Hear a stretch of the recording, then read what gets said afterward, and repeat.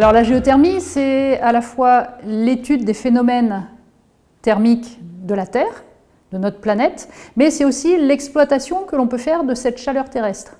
Alors il faut savoir que quand on va vers le centre de la Terre, en partant de la surface, la température croît graduellement. C'est ce qu'on appelle le gradient géothermique. La géothermie, comme ressource énergétique, a de nombreux avantages qui s'intègrent tout à fait dans le cadre de la transition écologique, puisqu'en effet, c'est une énergie qui est durable, au moins à l'échelle humaine, puisqu'elle exploite l'énergie primaire de la Terre et la désintégration naturelle des éléments radioactifs dans les roches terrestres. C'est une énergie qui ne produit pas de dioxyde de carbone pendant qu'on l'exploite. C'est une énergie qui est également indépendante du climat, qu'il fasse chaud ou froid, que ce soit la nuit, le jour, qu'il y ait du soleil, du vent. Peu importe, la géothermie est stable, elle est continue. La géothermie permet de produire de la chaleur, du froid et de l'électricité.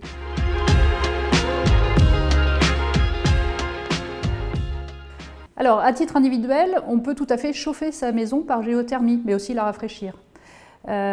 Pour les industriels, il est tout à fait possible d'avoir un procédé géothermique qui apporte de la chaleur. C'est le cas de l'usine Roquette Frères dans le Grabenrhénan, en Alsace, qui est alimentée en chaleur par un doublet géothermique. Et puis, pour les collectivités, eh bien, en allant chercher la chaleur à 2000 mètres de profondeur environ, notamment dans le Dogger du bassin de Paris, il y a la possibilité de chauffer des quartiers entiers de villes, c'est ce qu'on appelle le réseau de chaleur urbain. Il faut savoir que l'Île-de-France regroupe la plus grande concentration de production de chaleur et d'eau chaude sanitaire d'origine géothermique dans le monde.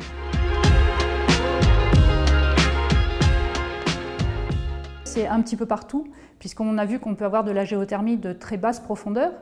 Et puis, si on va plus profondément, eh bien là, les zones volcaniques sont particulièrement favorables. On peut citer par exemple l'Islande, la ville de Reykjavik qui est entièrement chauffée par géothermie. Il y a la Nouvelle-Zélande également.